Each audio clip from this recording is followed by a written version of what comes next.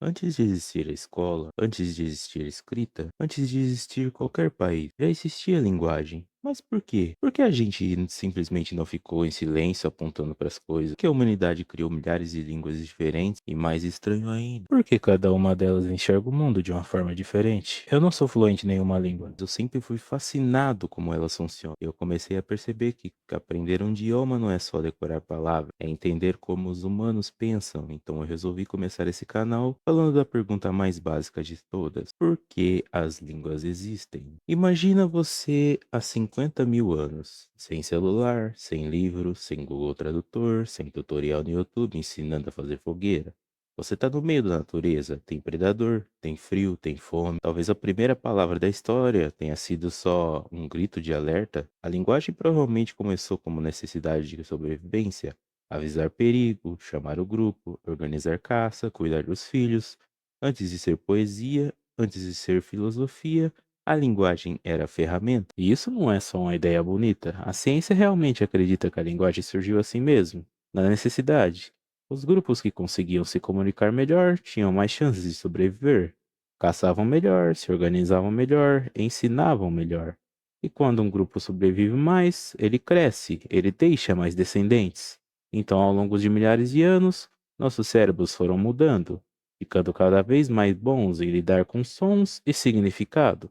A gente acabou desenvolvendo áreas específicas para isso, tipo a área de Broca, que ajuda a gente a produzir a fala, e a área de Wernicke, que ajuda a entender o que os outros estão dizendo. Até nosso corpo mudou, a posição da laringe e o controle da respiração. A linguagem não apareceu pronta, como se alguém tivesse inventado ela num dia específico.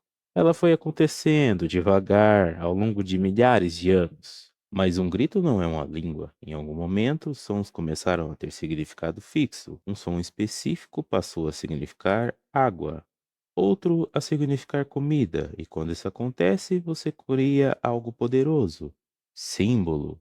E símbolo muda tudo, porque agora você pode falar de algo que não está ali. Você pode falar do amanhã, do passado, de um plano, de uma ideia. É aí que a linguagem deixa de ser só sobrevivência e vira consciência coletiva. Mas se a linguagem surgiu para ajudar humanos, por que não existe só uma língua no mundo? A resposta é simples e ao mesmo tempo absurda: separação. Grupos humanos se espalharam pelo planeta, montanhas, oceanos, florestas. As pessoas começaram a viver isoladas umas das outras.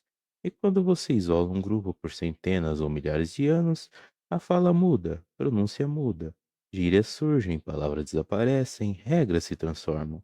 E o que começou com um pequeno dialeto diferente vira uma nova língua. Isso aconteceu milhares de vezes, por isso hoje existem mais de 7 mil línguas. Agora vem a parte mais interessante. Língua não é só som, ela molda como a gente enxerga a realidade. Tem idiomas que não usam tempo verbal como a gente usa. Tem idiomas que não usam esquerda e direita, só pontos cardeais, tipo norte e sul. Imagina crescer falando uma língua assim. Seu cérebro literalmente aprende a organizar o mundo de outra forma.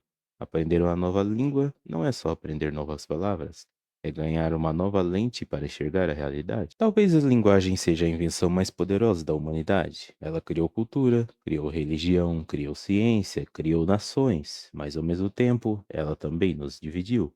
Guerras começaram por diferenças culturais e linguísticas, e identidades nasceram através da fala.